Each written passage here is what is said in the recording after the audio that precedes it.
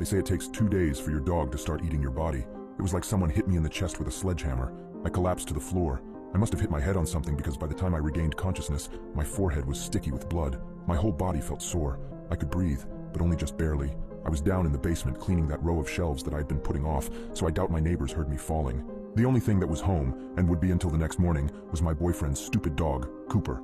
Jason picked him up from the pound even though nobody else wanted him. The scrappy little thing with wiry gray fur mottled with brown patches was no purebred, that was for sure. I wasn't a dog person, but Cooper was quiet, didn't pee in the house, and Jason took care of him most of the time. I was now hating the fact that Cooper was so quiet. If he nonstop yapped, perhaps someone could have come over and helped. But no, Cooper just meandered over to my fallen body and stared at me for an unnerving amount of time. He didn't do anything. He just stood there, staring. I tried to make my mouth work, tell him to go get help, but all I could do was make this dull, gurgling sound.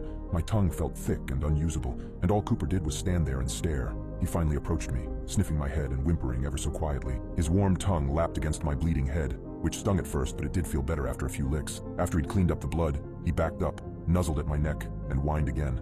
I wanted to beg that dog to start howling, making a bunch of noise, and somehow alert our neighbors that I was in trouble, but I couldn't do anything. I just had this scrappy little mutt to cuddle me as I lay there. Minutes ticked by. I could see the clock on the wall moving ever so slowly. I had to wait until Jason came home, I figured. He was going to be home tomorrow morning. I could last that long, right? I didn't feel like I was getting worse. I just had to wait it out. I could do this. I could live long enough for this. What I didn't count on was Cooper's lunchtime. Cooper got fed 3 times a day. Jason spoiled the mutt. He got that fresh food stuff from the pet store that cost almost as much as our groceries, but Cooper loved it. But when noon came, and I was being a terrible owner and not getting up to feed Cooper, he got impatient.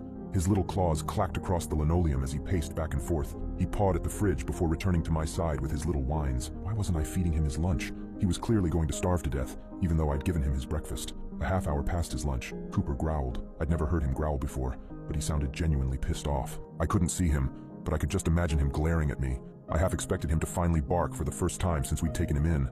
Instead of barking, though, he bit me. His teeth sunk into my calf, hard. It was agonizing, only made worse by the fact I couldn't scream.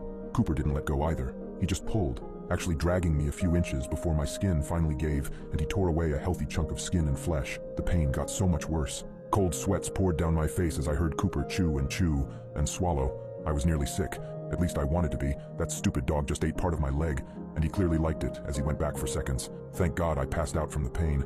By the time he had eaten his fill and I was back to being alert, I could feel him licking the gaping wound, as if it would make it better. Or perhaps my blood was just his dessert course. I couldn't look behind me to see how bad the damage was. I just knew it hurt, but I didn't know how much worse it could possibly get. Dinner time rolled around. I spent my afternoon drifting in and out of consciousness, but when I heard Cooper growl again, my body forced me awake. I wanted to smack him. Any other day I